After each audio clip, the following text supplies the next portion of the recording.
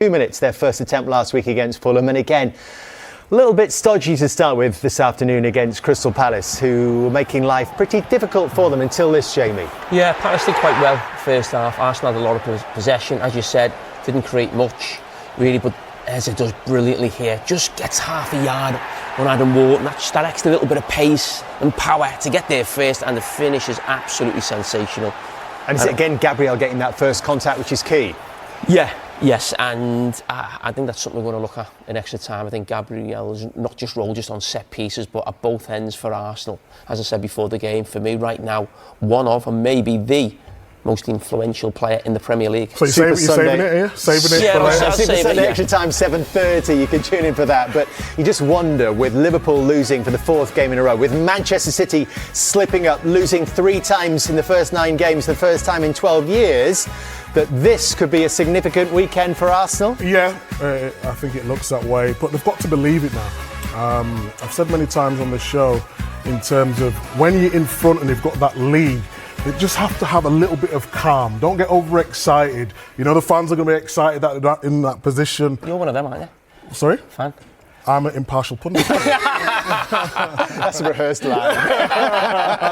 But in all seriousness, when you're leading, it just feels a little bit different. I'd rather chase, but for them now, the focus on what they need to do.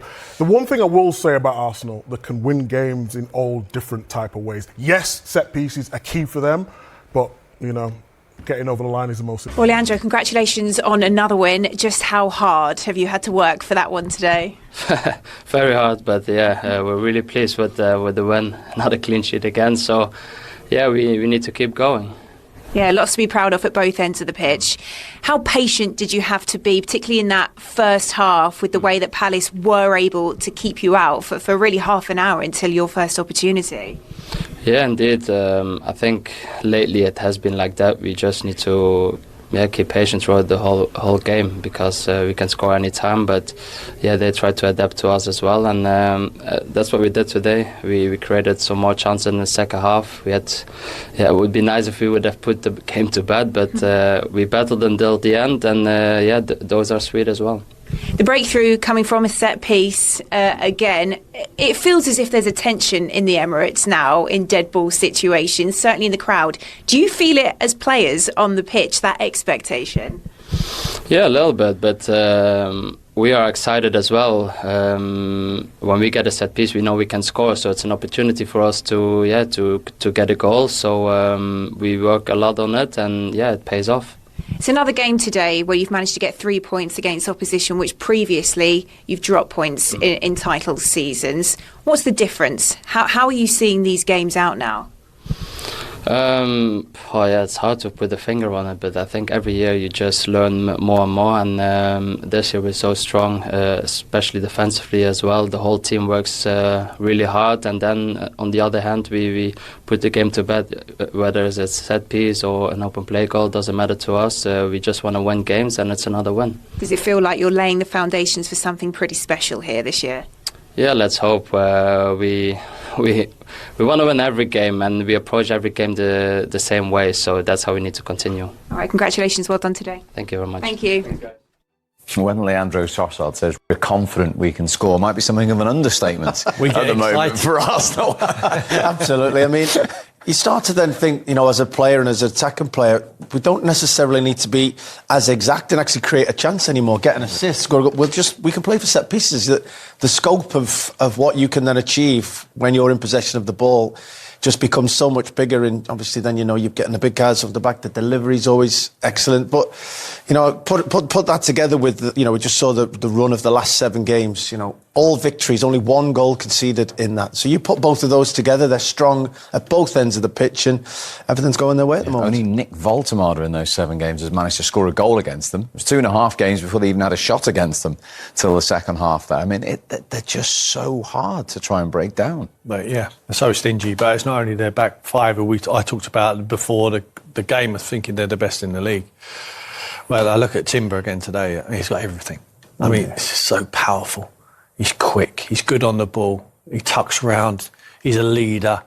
Saliba comes off injured there today. Looks like they're trying to protect a little injury from him. Mascara comes on. Looks like it's a seamless transition. He just comes on, does the job. Calafiori comes off.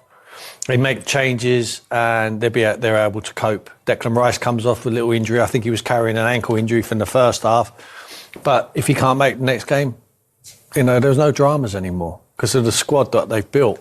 And look, every team wants to, play expansive football, put a load of passes together and open teams up and score from open play.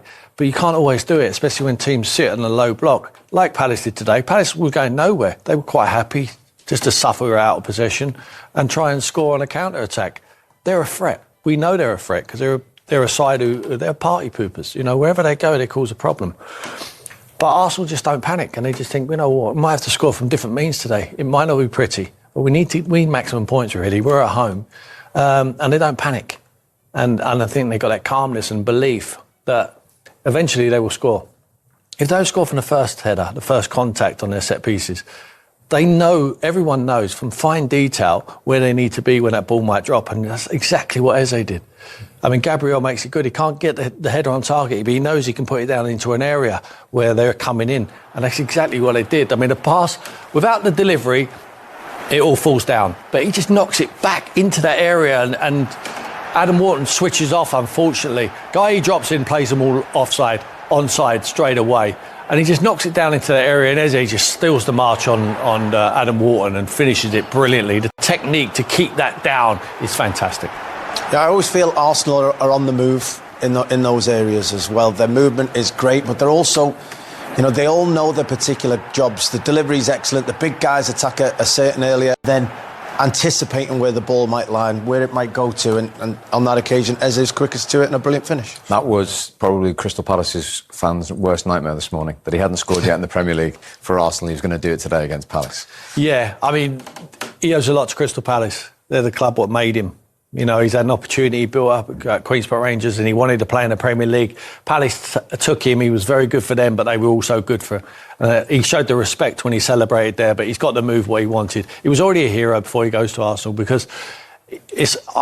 the analogy I use, it was like Tottenham have got a Christmas present on New Year's Eve under the tree, and when they get down in the morning, it's gone. And he's gone to your best friend. Like Arsenal, it was horrendous. But for the Arsenal fan, it was amazing news. And he's an incredible player. What a player that kid is, because he doesn't have to settle. Leon touched on it. The boy's played hundreds of games in the Premier League.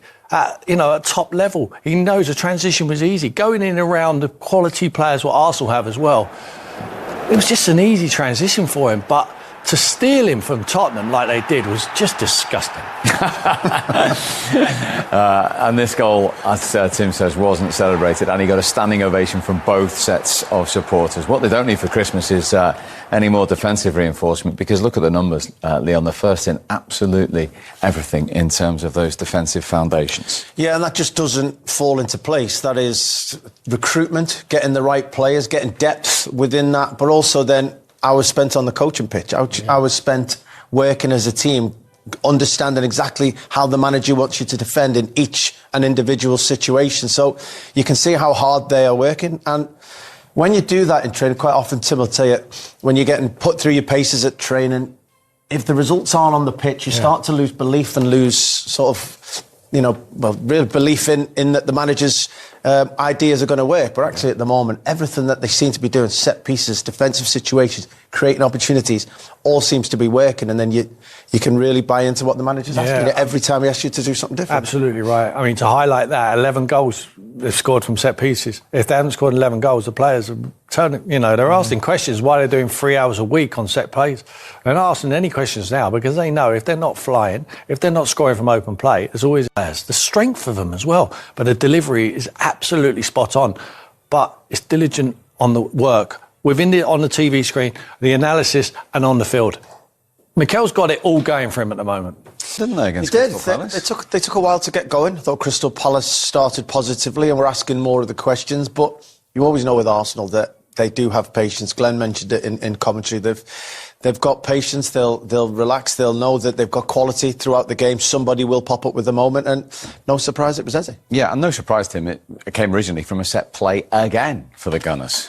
It did, yeah. I mean, Palace tried to hold the line, but Mark Gay drops too deep, plays everyone onside, and then you have to take care of the second ball. He's sharp onto it, he anticipates where it's going to fall, and it's a good finish. But you look at Mark Gay here, just drops early, plays everyone onside. Then Wharton has to stay there with Eze, doesn't he, Leon? And it's he has to be more diligent there. It's okay, trying to protect and when you want to play with the ball, but sometimes you have to do the hard yards, and he's paid the price there. He just got caught ball watching just for a moment, and at this level, if you get caught ball watching, the top players will get themselves that half a yard, and that's all Eze needed. Terrific finish. I mean, the leap and the flexibility and the agility to be able to get up there and then keep control of that finish was outstanding. Yeah, scored at the Emirates in this fixture last season for Palace. Now he's got his first Premier League goal for Arsenal, and that is now 11 set-piece goals already this season for Mikel Arteta's side.